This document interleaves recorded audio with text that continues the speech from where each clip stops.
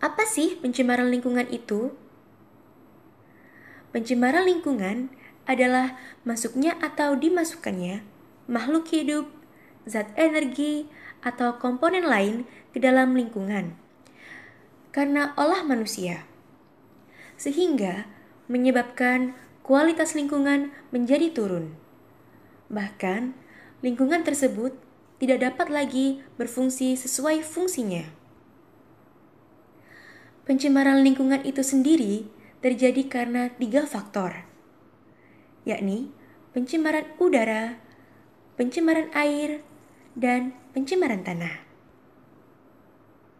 Pencemaran udara adalah adanya substansi fisik, biologi, atau kimia yang berada di lapisan udara bumi dalam jumlah yang bisa membahayakan kesehatan seluruh komponen biotik penyusun ekosistem, mengganggu keindahan dan kenyamanan, dan merubah atau merusak properti.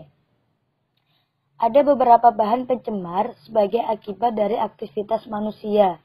Yang pertama, karbon monoksida atau CO dan karbon dioksida atau CO2. Sumber pencemaran gas CO dan CO2 terutama berasal dari bahan bakar fosil pada mesin-mesin penggerak transportasi, yaitu berupa bensin.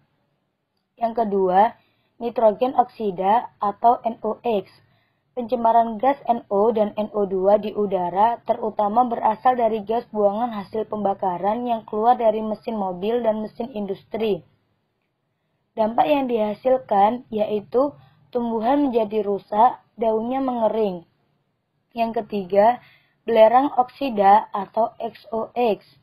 Gas belerang oksida atau SOx terdiri atas gas SO2 dan gas SO3 yang keduanya mempunyai sifat berbeda.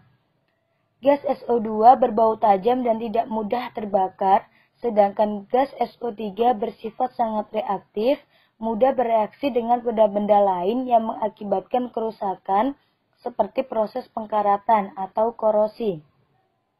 Pada umumnya, gas buangan hasil pembakaran mengandung gas SO2 lebih banyak daripada gas SO3. Namun, gas SO2 ini akan bertemu dengan oksigen yang ada di udara, kemudian membentuk gas SO3. Gas SO2 juga dapat membentuk garam sulfat bila bertemu dengan oksida logam. Udara yang mengandung uap air juga akan bereaksi dengan gas SO2 sehingga membentuk asam sulfit. Udara yang mengandung uap air juga akan bereaksi dengan gas SO3 membentuk asam sulfat. Apabila asam sulfat turun ke bumi bersama-sama dengan turunnya hujan, maka terjadilah apa yang dikenal dengan hujan asam. Hujan secara alamiah mempunyai derajat keasaman yang bervariasi dan rata-rata pH sekitar 5,6. pH air hujan yang kurang dari 5,6 dapat menyebabkan pengaruh negatif terhadap makhluk hidup, terutama pH yang di bawah 5,1 yang akan menyebabkan berbagai kerusakan seperti merusak monumen, patung, bangunan, bahan logam, dan mobil, membunuh ikan, tanaman air, dan mikroorganisme yang hidup dalam sungai dan danau. Yang keempat, partikel. Partikel adalah bahan polutan udara berbentuk padatan. Partikel dapat meliputi berbagai macam bentuk, seperti aerosol, kabut, asap, dan debu. Pengaruh pencemaran udara terhadap lapisan ozon. Kerusakan lapisan ozon disebabkan karena bereaksi dengan radikal bebas klor.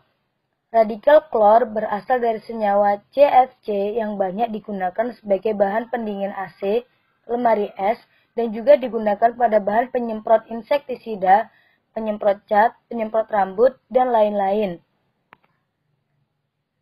Dampak yang terjadi adalah radiasi sinar ultraviolet lebih banyak sampai ke permukaan bumi. Upaya yang bisa dilakukan untuk pembatasan penggunaan CFC dalam kehidupan sehari-hari bisa berupa: pertama, penghentian penggunaan CFC dalam penyemprotan pendingin ruangan. Yang kedua, mobil yang menggunakan freon untuk AC yang mudah bocor harus diganti atau dihentikan. Namun, Walaupun sudah dilakukan upaya seperti ini, akan diperlukan waktu 100 tahun untuk memulihkan kondisi ozon seperti semula. Efek rumah kaca. Pemanasan global ialah peristiwa naiknya intensitas efek rumah kaca atau ERK. ERK terjadi karena adanya gas CO2 dalam atmosfer yang menyerap sinar panas, yaitu sinar inframerah yang dipancarkan oleh bumi. Gas itu disebut gas rumah kaca atau GRK. Dengan penyerapan itu, sinar panas terperangkap sehingga naiklah suhu permukaan bumi. Naiknya suhu di permukaan bumi akan berakibat mencairnya es di kutub utara maupun selatan. Hal ini akan berakibat naiknya volume air laut sehingga banyak pantai yang akan tenggelam. Upaya yang bisa dilakukan untuk menghambat pemanasan global ialah: pertama, pengurangan penggunaan bahan bakar minyak. Yang kedua, pengurangan penggunaan energi batu bara. Yang ketiga, penggunaan filter untuk menyaring CO2. Yang keempat, produksi kendaraan irit bahan bakar.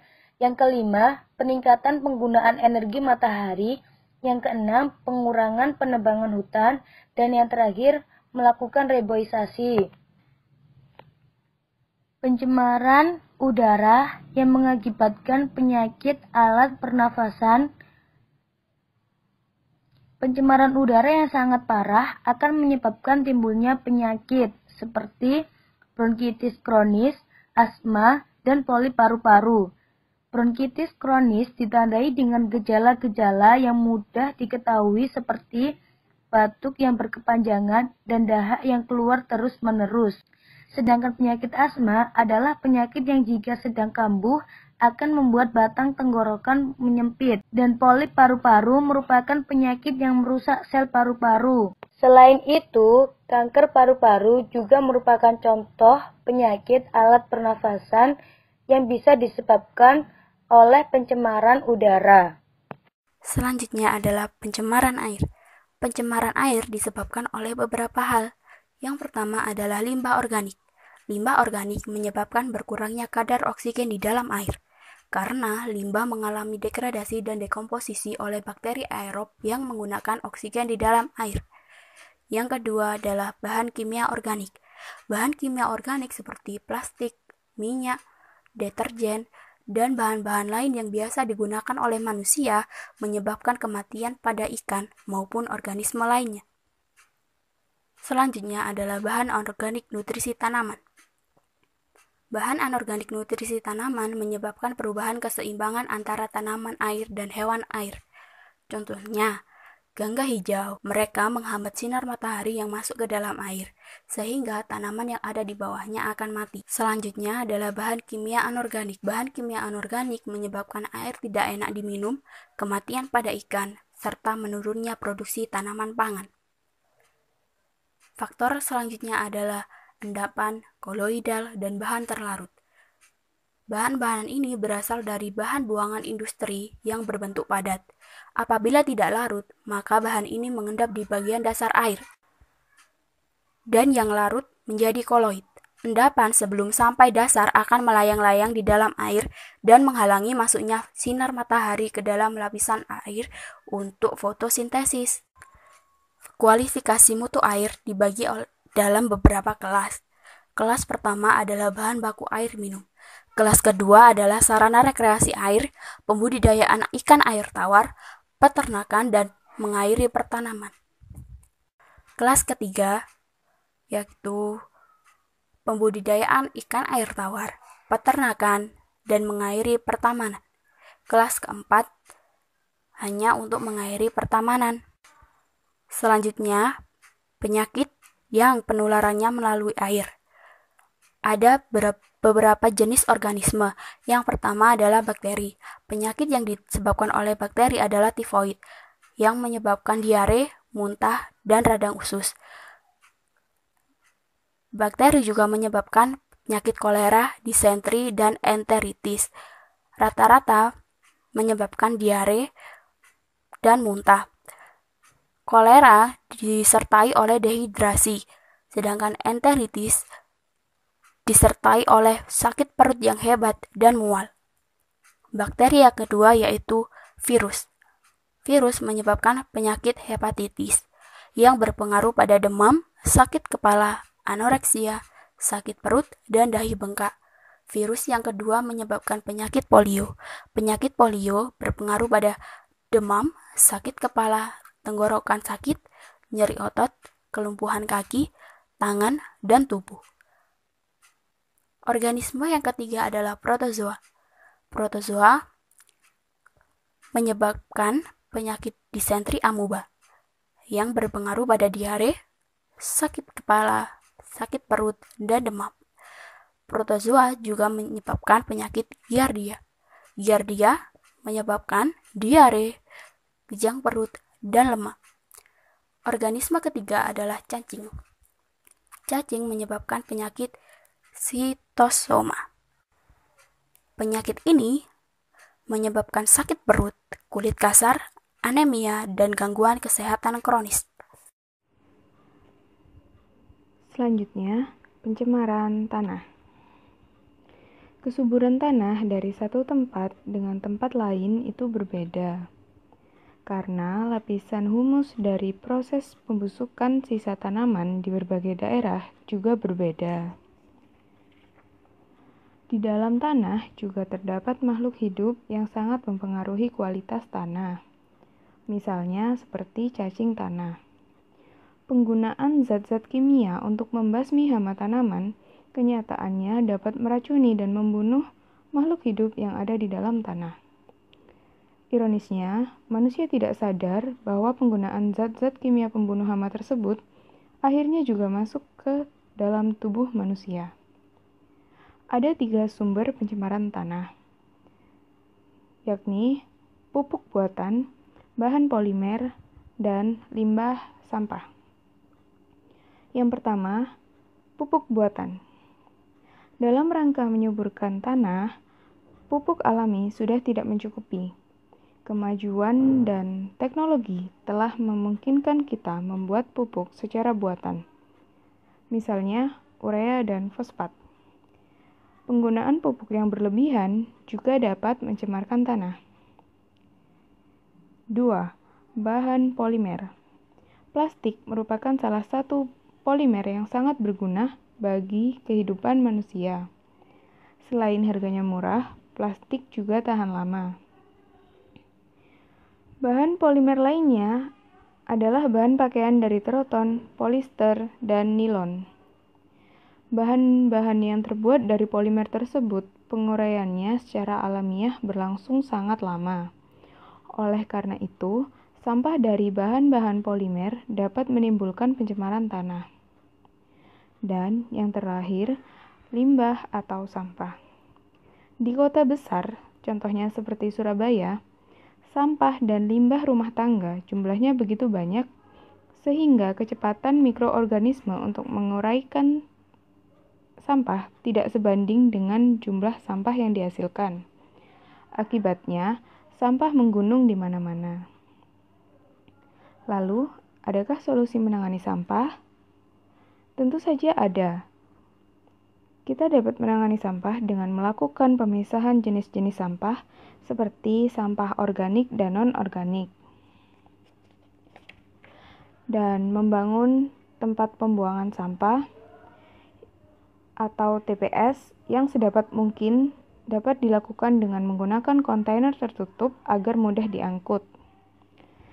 Di lokasi TPA, sampah organik dapat diolah menjadi kompos. Sedangkan sisa sampah yang tidak dapat didaur ulang ataupun dibuat menjadi kompos kemudian dibakar dan disimpan dalam kolom sanitary landfill. Proses ini dapat dinamakan instalasi pengolahan sampah terpadu atau IPST.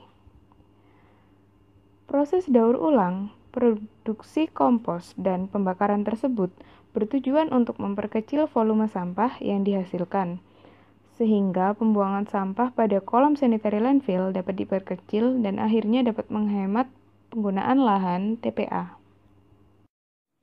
Dari video kali ini dapat disimpulkan bahwa pencemaran lingkungan terjadi karena 3 faktor, yakni pencemaran udara, pencemaran air, dan juga pencemaran tanah. Dari pencemaran tersebut mengakibatkan berbagai macam penyakit. Maka dari itu, kita sebagai manusia harus pintar menjaga alam dengan tidak membuang limbah atau sampah sembarangan. Sekian video pembelajaran kali ini, dan semoga bermanfaat untuk kalian semua. Sampai jumpa. Silakan tonton video-video kami berikutnya. Terima kasih.